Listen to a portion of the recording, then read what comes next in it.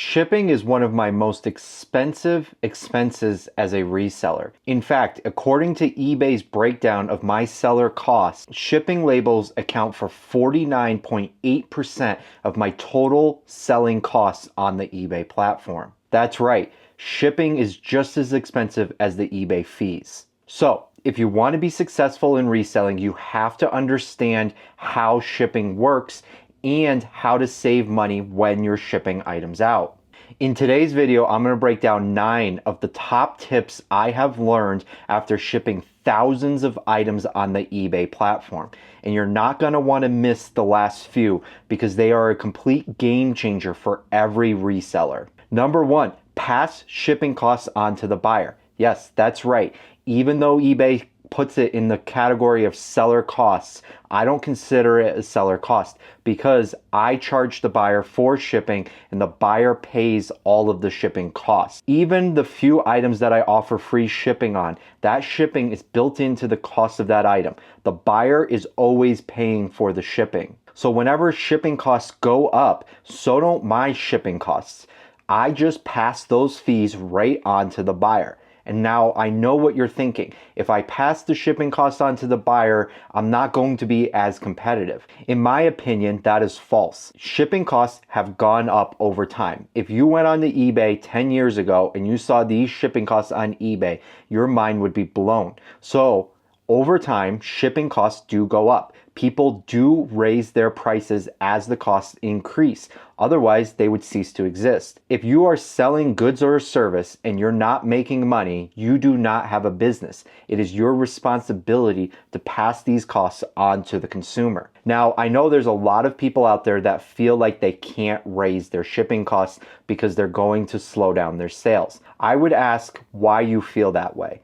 Why do you feel like customers aren't willing to pay the fair value for these items? Is it that you don't have enough margin built into your items to be able to profit? Or is it because you're not focusing on buyer demand or sell-through rate? Because at the end of the day, if you're selling items customers want at a fair market price, they will buy them. No matter what the shipping goes up to, as long as you're staying within the bounds of what the fair market price is, your items will still sell. Number 2, you have to understand how shipping works. In order to be successful as a reseller on eBay, one of the first things you need to understand is how the shipping works. How do you charge the buyer for shipping and how you receive payment for the shipping matters. Do you know that eBay takes fees out of the shipping?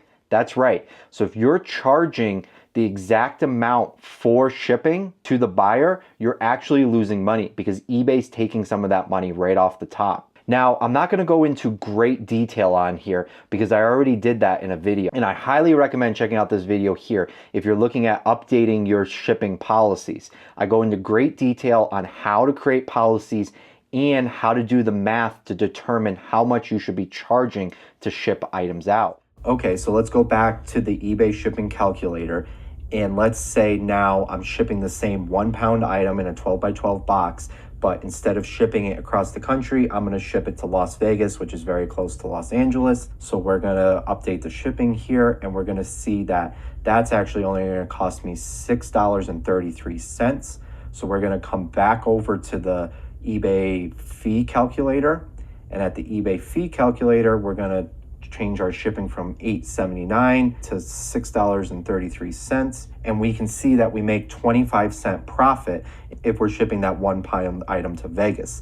Is that enough to cover that offset of shipping that item across the country? I don't know. It depends on your business strategy.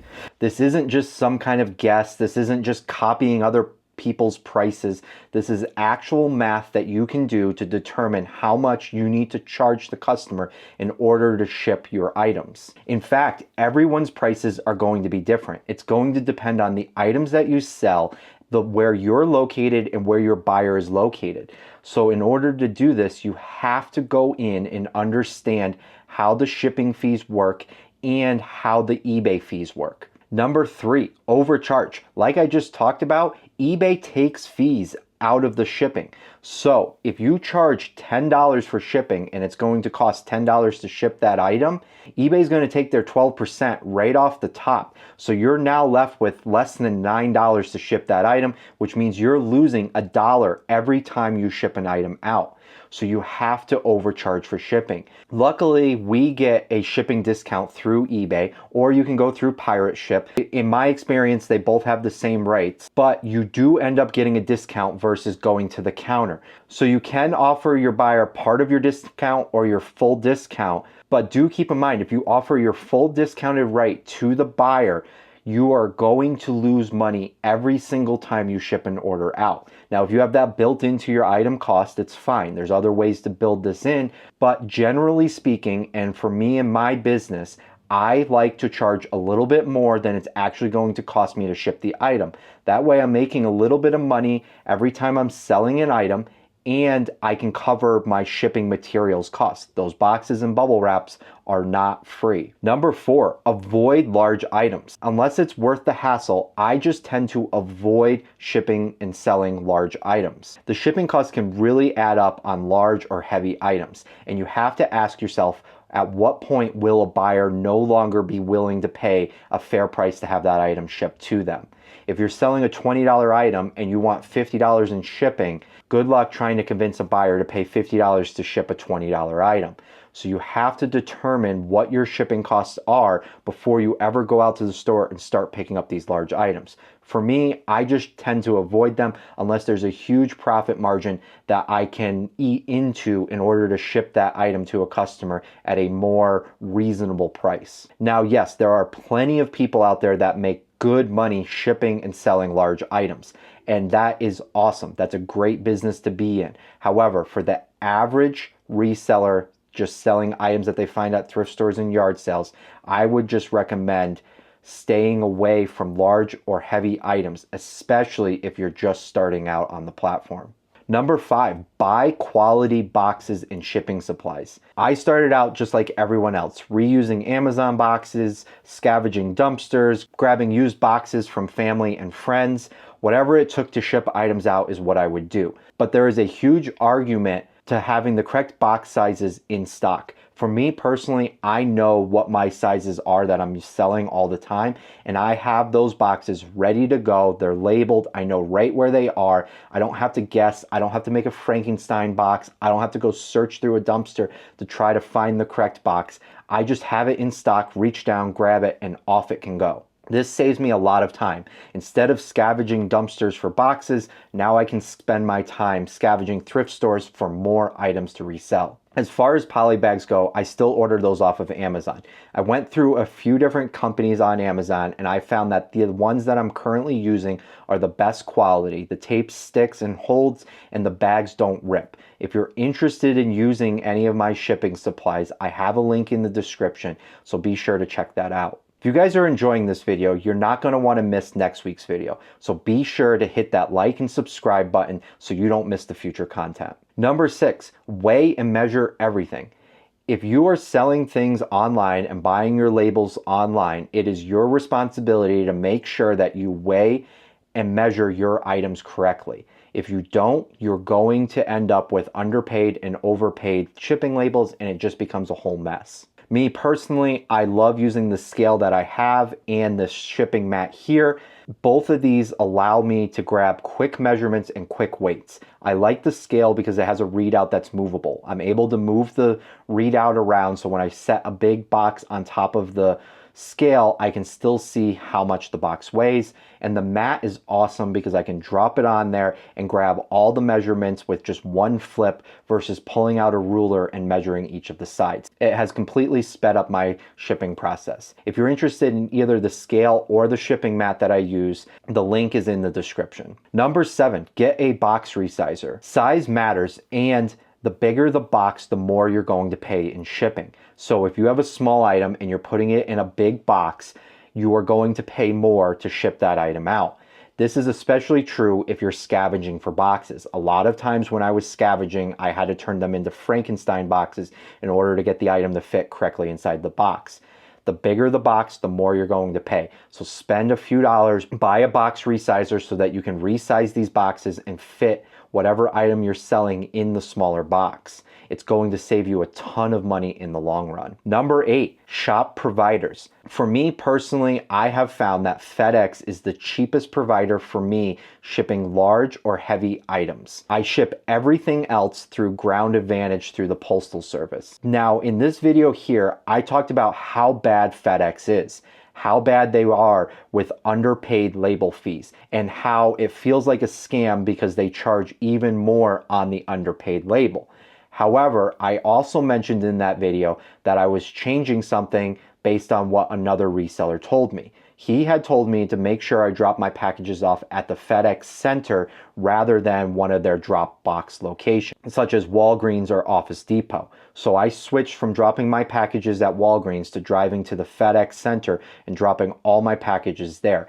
And I'm happy to report that I am no longer receiving any underpaid shipping charges. I don't know why this is, because I used to measure and weigh all my packages accurate, and I still weigh and measure all my packages accurate. So why one area is getting hit with underpaid fees and by me taking it simply directly to FedEx, it's not, doesn't make a whole lot of sense. I don't know whether this is a coincidence or not, but I am happy to report that I am able to still use FedEx to ship these large items, because for me, it is significantly cheaper to ship these items via FedEx than, say, UPS or the United States Postal Service. Number 9 is a new policy even for me.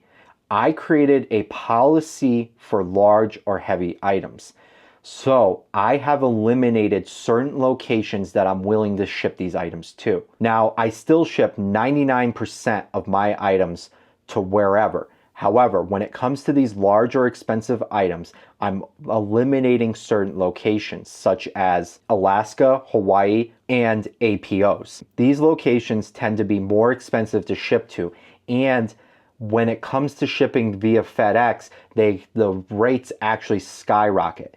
Now, the rates don't necessarily skyrocket with the United States Postal Service. Me shipping an item to California versus Alaska or Hawaii doesn't make a whole lot of difference. But the problem is with these large and heavy items, I like to ship them via FedEx. And FedEx charges a premium to go to Alaska or Hawaii or Puerto Rico or any of these further away locations.